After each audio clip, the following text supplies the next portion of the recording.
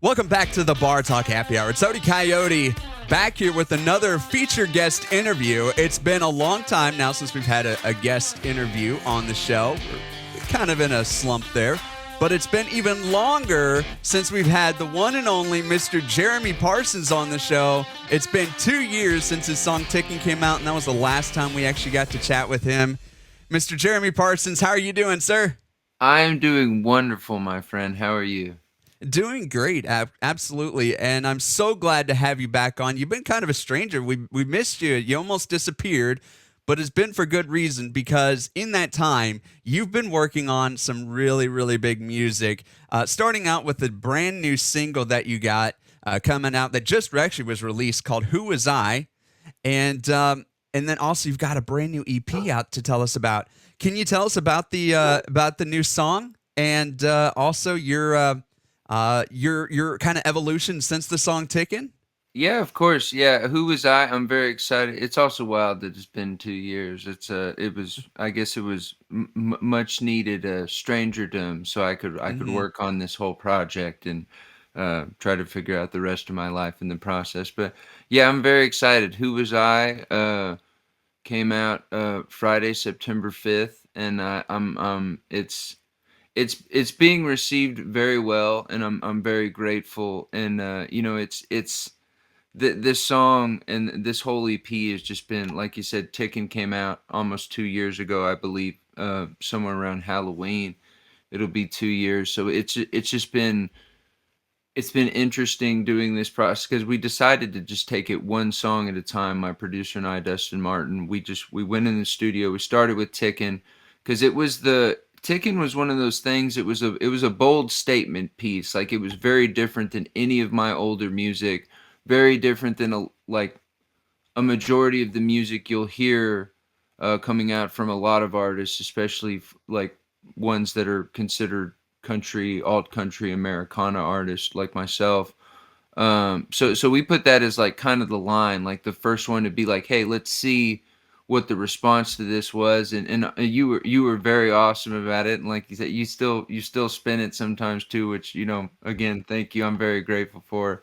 Uh, but it was like a domino effect. We did that one, and then we did Humanity, and it's just been the rollout of this EP has been like the slowest red carpet roll in history. But it's been, as we dealt with life experiences, like I take care of my dad, and he takes care of his mom sometimes too. So we juggled that. But that is one of the beauties of this gig, is that you do have the space and time for that as well if you need it. But it's been cool to watch it all unravel the way it has. This is it's a 5-song EP, and this is the last single. Who Was I is the last single, and it didn't start out as our go-to, like, oh, that's our favorite track, we need to do that one now. And I think that's why it was last. But it's weird how that works, because this one feels so perfect for the rollout of the release. I don't know if we could have planned a better song to be the last single for the Life EP, which comes out September 19th everywhere. And it's just funny to me how that always works. Like, we went into the studio, and Dustin was kind of figuring out where he was and who he was as a producer, and especially for me, who's been doing this for 15 plus years, and like knows himself as an artist and a singer. And it pushed me too, because there's a lot of electronic production on there, and I'm used to singing with like a lot of live instruments. So going into the studio and having to split my brain to be like, okay, where's my pocket vocally? Like, where do I go? Like, what am I clinging to find the key, and trying to find the measure, and like the stay in that pocket. And so it was cool. It pushed me, it pushed him, and I think that's what makes the project so strong. Like, we were working outside of our comfort zones and growing in the process, and that really shows and stands out on this project, from the first song Tickin' to the end of the EP, which ends with the track Life Worth Dying For. And Who Was I lands right in the middle, because as far as the journey goes, like the EP is called Life. So you start with this concept of like, oh, what am I doing with my time? And you end on this, oh, I lived with a life worth dying for. And who was I? I was right in there. Who was I at 25? Trying to figure out who you are, like what you're doing, trying to pretend like you're an adult. It's just that whole, it's that ignorance is bliss thing. If you Yeah. if you knew how scary it all was, you might not keep trudging forward. But who was I is kind of like this. When I was in that spot, when I was at that age, I was, just it was, diving head first into the pool, not checking if there was any water. One of Yeah. those. And I gotta ask, before we wrap up the first break here, just a quick question: do you have a favorite song on the new EP? Is there one that other than maybe the new single coming out, that's kind of really sticking with you, that kind of have a bit more of a bias towards? Yeah, I would say that who was I is definitely up there. Like it became one of those that I was like, this is like in the running for my favorite. But I think no contest for me is Life Worth Dying For. That song just really, it's kind of the whole reason this EP is called Life. Like I took that from that, obviously the first word in that title, and I that song is really like, it's powerful to me. It's like, oh, I've lived a life worth dying for. I've done all this stuff. Like if I, you know didn't wake up tomorrow, that's something that people would realize about me. They'd be like, "Oh man, he lived it. He loved it." Like this dude, he was doing what he loved. He was chasing the dream constantly. He was happy. He was trying to spread joy. Make other people happy. And I love that song a lot. But like I said, "Who Is I" is like really close. You know. Yeah. It reminds me, you saying that reminds me of the Eli song, Eli Young band that came out, and it was like, um, I'm going to summarize. I'm trying to remember the exact lyric from the song on the spot here, so it's a little challenging. But it was basically goes, a dream can chase you around and lead you right back to where you were, but Even, you'll never yeah. know if you don't, Even if it breaks your heart. even if it breaks your heart. Yeah, Yeah. so good, so good. That was written by Will Hogue and Eric Pasley. I love that song. I play that at my shows sometimes. And I Yeah. think that kind of summarizes what you're doing, man. You're just going for it. You're chasing it, and you don't know where it's going to go, but it's evolving, and it's just really, really making you, I think, a better artist. Like I can definitely see the change in you from Tickin and even earlier songs to now. But anyway, we'll be right back. We are going to take a quick break here. We'll be back with a whole lot more right here on the Bar Talk Happy Hour and Mr. Jeremy Parsons. So stick around. We're back here on the Bar Talk Happy Hour, Modi Coyote, with Jeremy Parsons on screen with me here, joining us virtually. Thanks so much, Jeremy, once again for tuning in to us and all this new video production stuff we got going on here. And you've been really working hard. I know we talked previously about your mix engineer and how the production of it has really come along with this brand new song called "Who Was I" that's just came out, and you got the brand new EP called "Life" that's coming out on the September 19th. You guys should definitely go check that out when it drops. But I want to ask you in this break to kick things off. Let's talk a bit more about the studio and creative process. Now, when you're putting the EP Life together, was there anything different about specific? I guess I want to ask specifically about the writing process. You mentioned too previously, that you had to approach this recording a little bit differently because staying in the right key in the pocket and kind of that mindset that you had to get into. Was there anything really different? And I guess what do you think the fans are going to notice that's different or improvement over time since let's say 2 years ago when that Tickin song came out? What do you think is going to be the key changes and evolution since then?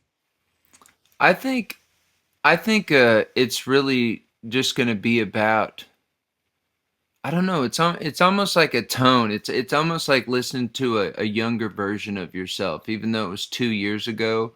But it's like a younger version of both of us. Like me as a singer-songwriter, and Dustin as a producer and mix engineer and everything. And I think it's like it becomes like a companion project like that, where it's like it is both of us being the artist that you're hearing. So like where both of us were at when Tickin came out is a different place than both of us were when Who Was I came out. So it's interesting. Like we're like when Tickin came out, like I think we were both single, and now we're both engaged to be married, stuff like that. So there's like a lot of life stuff that has happened in between those two, and I think that really, as creators and artists, that stuff really you hear it even though you don't know what you're hearing as a listener, or and a fan. Like you might be paying attention to what's happening on their social medias as well, but like it's also, if someone's sad, like you're going to hear that in their voice, so it's that projection of, maybe it's a projection of like happiness and stuff like that, this like um this wholeness, this like fulfillment that you're really hearing, and that's a really great sound and imprint to leave on a project that you've just finished. A feeling of completion is what you're kind of shooting for. But it's just wow. I mean, because that's what it is. Like we're creating while we're existing in a world that we're all trying to keep going and keep moving forward in. Um, and that's kind of the whole, you know, Yeah. I guess Uh, ironically enough, unironically enough, is that's the whole premise of the project is life. So yeah. it's cool how it all works together like that. It is. Do you still think that, do you still believe that music should still be music and creativity should be creativity? Or do you try to cater some songs like, well, maybe I'm not going to record that one right now because I don't think it's going to do well and maybe it won't chart well? Are you still focused on just being the best version of yourself, or is there a little bit of you that's thinking, um, how can I be the best version of myself and give my fans what they want and maybe, have a song that does well? Music, I know the business of music can be really, really challenging. And without listeners, without, some traction on things, it's really hard to get gigs and, grow a listener base. So I guess I kind of want to know what your thoughts are. What's your method behind the balance of creating music that you really, really like and creating music that you both like, but also you think is going to actually resonate well with fans? That's a great question. I think for me it's really I kind of always just listen to the song. Like if I write a song and I'm like madly, there's something about it that I just can't stop thinking about, and then maybe I'll send it to Dustin, and he'll be the same way. He was like, dude, we got to record this. Like this is something. And then if that continues even down the road, when we're like keep coming back to that song, I think for me it's always really been about the song. The song speaks to me. If I'm worried about it, like we said earlier, like Tickin was so different, and that's scary, putting out something different. Like you feel like everybody's going to hate you because you're not making it doesn't sound the same that it's always sounded. And some people are like, oh, I don't like this, and that's, not everybody's going to like it. But the people that are with you, the people that know you and understand you as an artist and a person, because I have people that come to shows all the time, and they're like family. Like some of them will be coming to my wedding. Like, it's like you become so close with them that it's not like they're no longer fans. They're like friends and family. They know you. They appreciate you. Like everything you put out is important to them because you're important to them. It transcends the music at that point because it's a part of, they like it because it's a part of me. It's something that I made, and I think that's beautiful. So that kind of makes you think differently about, like, it's like, well, if these people just want me to keep going because their support of me is, um they're like, they can continue to support me if I keep putting out new music and keep doing, my job and keep playing shows. They can come see me and do all the things that they want to do because they love live music. And people come to see me because I'm like a singer songwriter, and I do all acoustic shows. So like it's intimate. Like you can hear stories. You can, yell out a song that you want to hear that might not have been on my set list that night. Like, and I'll play it for you. Like, whatever. It's an experience every time, and you try to keep it different. And yeah, no, it's all about the music for me. If the song says that it wants to be out there, then we put it out there. Maybe just not listen to the drunk guy yelling, "Play Freebird." Yeah, and there's always one. There's always, hopefully, there's only just one. Yeah. Oh, just has the audience grown? Like, have you noticed that your show audience has gotten bigger over the years? I have. There's certain seasons where it's just not. That we have slow seasons. Everybody does. Every town and industry, but there is a growth in an audience that is there to specifically hear like originals, because some of the sets are like 3 hours, so you throw in some covers obviously there, but a lot of them, they're there, they'll come out, they'll buy some vinyl, they'll buy like, I got a sticker set up that people love, so kids can take stickers, but they'll come to buy merch, CDs, vinyl, shirts, stuff like that, and they'll come to hear the original songs. And that's I'm constantly seeing that more and more everywhere I go, and I noticed a really big uptick in that probably in the last, but like since Tickin, to be honest with you. I think that expanded the reach to an audience that um like I had someone from overseas. They're from London. They came to see me at one of my shows in Texas the other day, and they could, just because they had found me on social media years ago. I guess that's like the expansive reach of that is like so cool. They're like, she's like, I've been wanting to come see you this whole time. I was like, I want to go over there. I need to go over there. I need to come see you. Yeah. And you know what's cool is Bar Talk Happy Hour. We air in the UK, so we have two stations that air us out there. Um, There you so go. so you can get just show some love to all your UK fans right now. There you go. Honestly, y'all are keeping me alive, really. Like the UK fans are one of my highest streaming sources. And I need to get back over there. I do well in the US, but Yeah, like, and I think it's really great, and we have a lot of UK fans here that listen to the show. Um, Real quick, I want to just touch on the vinyl thing real fast here. I love vinyl, and I think that vinyl is a great way to appreciate your artist. And I have two unique reasons, actually, Jeremy, and I want to get your feedback on this, on why that when you listen to a record on vinyl, why it actually shows more authenticity. And here's why. You, as the listener who's playing that vinyl record, one, it isn't like something you just search for on your phone, you pull up anytime. You have to be intentional about when you put that vinyl record on your record player. It is a physical action that you have to do to play it.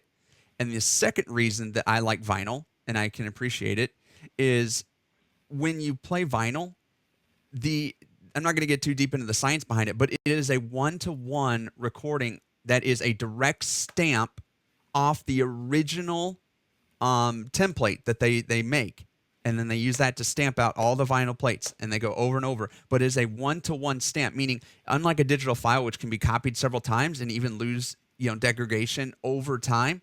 Vinyl, as long as you keep your stylus, your needle on the record player in good shape, it retains that original analog one-to-one quality. What do you think about that?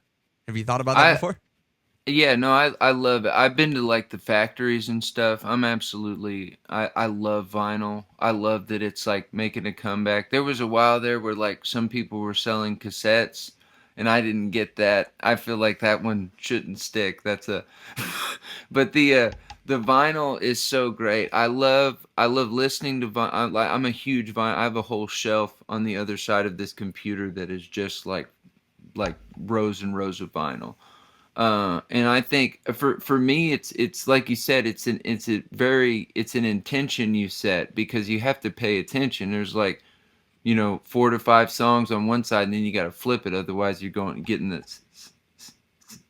And I really, there's a certain frequency that comes across with that needle drag that I Hmm. just don't think you're like you're not getting that from like a CD, or like you said, a digital file that you don't know has been manipulated so many times that it's not even up to the original standard. But that, yeah, no, I love vinyl. I love that it made a comeback. And like I did a print, I guess within the past year. It's an expensive thing to do, and you're not getting your money back immediately. But it was one of those things that like I said, I love it so much, and I had to do it, and I'll do it for more records at some point too. I love vinyl. Absolutely. All right, we got to wrap things up here, but real quick, you've got the EP. It's going to be released out on September 19th, and you're obviously got the brand new single. We're going to spin it. Hopefully, it does well on radio. We're going to spin it as much as we can. But I got to know, like, what's next? Are you going to go tour now? Are you going to go on a big like promotion thing for it? What's next for Jeremy Parsons? So we've already started working on the next EP. So there's one after this, and we're excited about that. But like, there will be shows and there will be promotion. But the next EP is already on deck, and we pretty Wow. much finished the first song. We got to tidy it up a little bit, but Can it's you share anything about that EP with us? Title, maybe some of the track titles? Anything? this EP is called Life. The Mhm. next EP is called Death. Ooh. You guys heard it Yeah. here first. Nice So first exclusive. You get to know when the next EP is coming out. That's great. If you want to learn more about Jeremy Parsons, jeremyparsonsmusic.com is his site. He's got a big link there right to the new EP and the new single. You guys can go check that out. And also check him out on social media. He's on Facebook. You're on, I'm guessing, Instagram, TikTok, all those places. everywhere you have to be these days, I'm there. That's the key phrase there. Everywhere you have to be. I tr- Right? I try to just stay where our fans mostly are, but man, it's getting hard these days. You got to have an account for everything. But Oh man. anyway, Jeremy, thank you so very much for joining us on the Bar Talk Happy Hour. And here is his brand new single that he just released called "Who Was I." You guys are hearing it right here on the Bar Talk Happy Hour. Jeremy Parsons, take care. We'll see you next time. Hey, thank you so much.